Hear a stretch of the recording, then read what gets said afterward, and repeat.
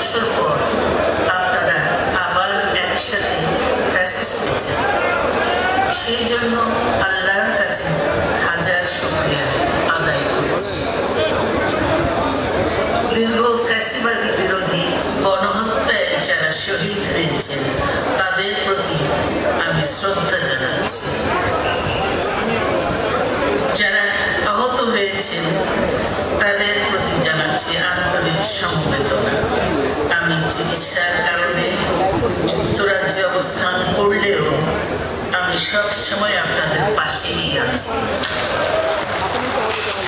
দীর্ঘ 15 বছর গণতন্ত্রের জন্য, আমার মুক্তির জন্য আপনারা যে নিরন্তর সংগ্রাম করেছেন এবং আমাদের অসংখ্য সহকর্মী প্রাণ দিয়েছেন, জুলুম নির্যাতনের শিকার হয়েছেন এবং প্রায় 1.25 লক্ষ মিথ্যা মামলায় জর্জরিত হয়েছে, এখন আদালতের বারান্দায় ন্যায় বিচারের জন্য ঘুরে বেড়াচ্ছে।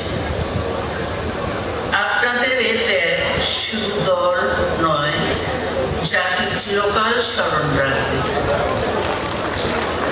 দেশ আজ এক সংকটময় সময়ে অতিক্রম করছে। আপনাদের এবং ছাত্রদের সমন্বিত আন্দোলনের ফলে ফ্যাসিস্ট শাসকেরা বিদায় নিয়েছে। একটা অন্তর্বর্তীকালীন সরকার গঠিত হয়েছে। তাদের কাছে জনগণের প্রত্যাশা রাষ্ট্র মেরামতের ন্যূনতম সংস্কার দ্রুত সম্পন্ন করে গণতান্ত্রিক ব্যবস্থায় ফিরে যাওয়ার জন্য সকলের কাছে গ্রহণযোগ্য একটি নির্বাচন অনুষ্ঠান সম্পন্ন করা।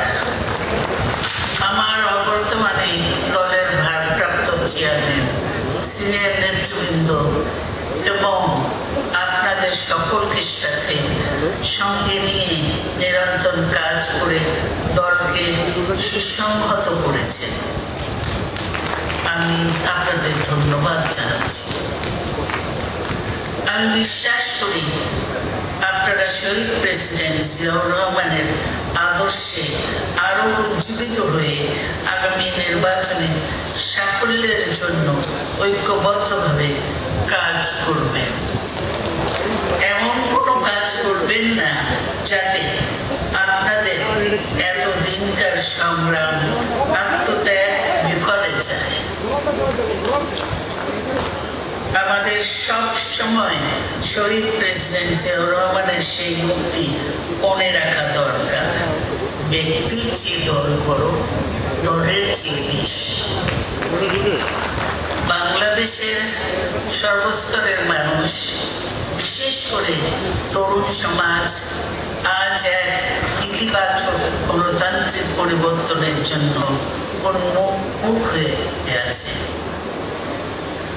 ক্ষুদ্র ক্ষুদ্র সংকীর্ণতা হলে দেশ ও জাতির বৃহত্তর স্বার্থে আমাদের কাজ করতে হবে।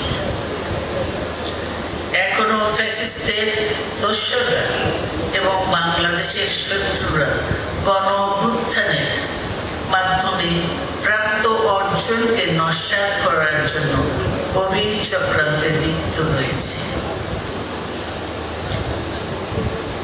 ইস্পাত কঠিন ঐক্যের মাধ্যমে জনগণকে সঙ্গে নিয়ে এবং চক্রান্তকে ব্যর্থ করে দিতে হবে।